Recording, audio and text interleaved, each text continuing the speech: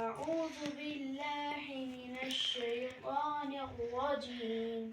بسم الله الرحمن الرحيم.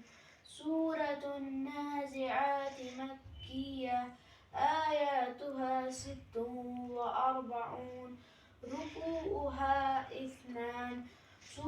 سورہ نازعات مکہ شریف میں نازل ہوئی ہے۔ اس کے اندر 46 آیات اور 2 رکوع ہیں۔ والنازعات غرقا والناشطات نشطا والسابحات سبحا فالسابقات سبقا فالمدبرات أمرا يوم ترجف الراجفة تتبعها الرادفة قلوب يومئذ واجفة أبصارها خاشعة